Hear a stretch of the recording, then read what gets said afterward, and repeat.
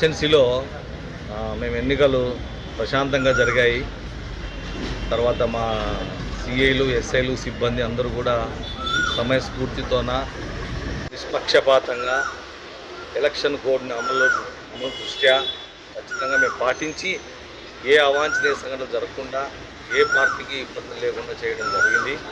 ఈ విషయం మీకు అందరూ కూడా తెలుసు. కాకపోతే ఇప్పుడు next before counting plan, counting తర్వాత ఎలా అనేది మేము ప్లాన్ చేసుకుంటున్నాము. కౌంటింగ్ తర్వాత జరిగే పరిణామాల్ని దృష్టిలో పెట్టుకొని ముందు జరిగే సంఘటనలు కానీ దృష్టిలో పెట్టుకొని టీడీపీ, వైసీపీ, కాంగ్రెస్, బీజేపీ అందరూ సంబంధించిన ట్రబుల్ మాంగర్స్ కానీ బైండ్ ఓవర్ చేసిన వాళ్ళని కానీ అందరూ తీసుకొని వచ్చి రోజు కౌన్సిలింగ్ చేయడం మా అధికారులు ఉత్తర్వులు పాటిస్తున్నాము. ఫస్ట్ మంచిగా చెప్పి చూస్తున్నాము, తర్వాత వాళ్ళకి బైండ్ ఓవర్ చేయిస్తున్నాము. లేదంటే కూడా మా యొక్క పోలీస్ స్టైల్లో కూడా వాళ్ళు కౌన్సిలింగ్ చేయడం జరుగుతుంది. సంఘ విద్రోహానికి గలాటాలు చేసేదానికి ప్రయత్నిస్తే మాత్రం ఖచ్చితంగా మా యొక్క యాక్షన్ గట్టిగా ఉంటుంది. ప్రజాస్వామ్య బాధ్యతలోన లేదా మీరు యొక్క నడవడికను బట్టి మా యొక్క యాక్షన్ ఉంటుంది. మా యొక్క విజ్ఞప్తి రాజకీయ పార్టీలకు మా యొక్క విజ్ఞప్తి, దయచేసి మీ దగ్గర ఉన్న వ్యక్తుల్ని కానీ సడన్గా గ్రేవ్ ప్రొవొకేషన్ వచ్చి పిల్లలు ఉంటారు కొంతమంది, ఆవేశాలకి లోను కాకోకుండా వాళ్ళని సర్ది చెప్పాలని, వాళ్ళని పోలీసు కేసులో ఇరుక్కోకుండా చేయాలని, వారు కేసుల్లో ఇరుక్కుంటే వాళ్ళ కుటుంబాల్లో భార్య బిడ్డలు అందరూ కూడా నష్టపోతారని వాళ్ళు కూడా మా యొక్క మనవి తెలుసుకోవాలని కోరుకుంటున్నాను. ఇప్పుడు ఎలక్షన్లు వస్తుంటాయి పోతుంటాయి, అందరూ చేసుకొని తినేవాళ్ళు, రొక్కాడితే కానీ డొక్కాడితే కానీ వాళ్ళకి అన్నం జరగదు.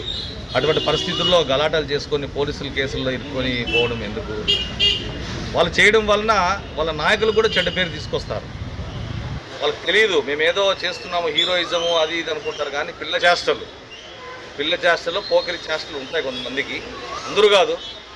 వాళ్ళకి నాయకులకి, మన రాజకీయ నాయకులు టీడీపీ కానీ వైసీపీ కానీ వాళ్ళకి చెడ్డ పేరు తీసుకుని వస్తారు.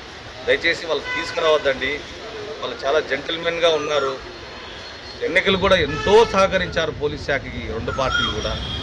ఎలక్షన్ సాఫీగా జరిగాయి, కౌంటింగ్ కూడా సాఫీగా జరుగుతుంది.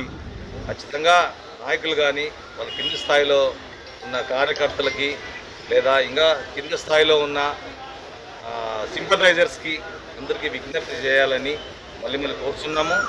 వారు చెప్పినా కూడా వినుకోకుంటుంటే మేము పోలీస్ యాక్షన్ గట్టిగా తీసుకోవాలని మేము డిసైడ్ చేశాము.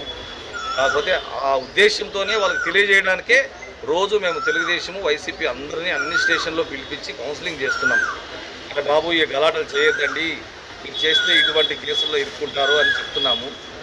ఇంకా ఈ 15 డేస్ కూడా మేము ఇదే ప్రాసెస్లో విలేజ్ల్లో కానీ పల్లెటూరులో కానీ వార్డులలో కానీ పోయి చెప్తాము. మాది నిరంతరం చెప్తూనే ఉంటాం. వాళ్ళ కోసమే మేము చేసే ప్రయత్నాలు. జరిగినాక కొట్టడము, కేసులు పెట్టడము, దిస్ ఈజ్ నాట్ కరెక్ట్. కాబట్టి అవన్నీ మామూలు జరిగిపోతాయి. వాళ్ళు తెలియకుండా చేస్తే తప్పు అని, తెలిసి చేస్తే శిక్ష అనేది వాళ్ళకి తెలియజేయడానికే కౌన్సిలింగ్ అనే కార్యక్రమం చేస్తున్నాము. ఇది ఆగదు. మన ఇటువంటి విషయాల్లోన రాజకీయ నాయకులు ఎవరైనా కానీ తెలుగుదేశం కానీ వైసీపీ కానీ జోక్యం చేసుకోకూడదని కోరుకుంటున్నాను.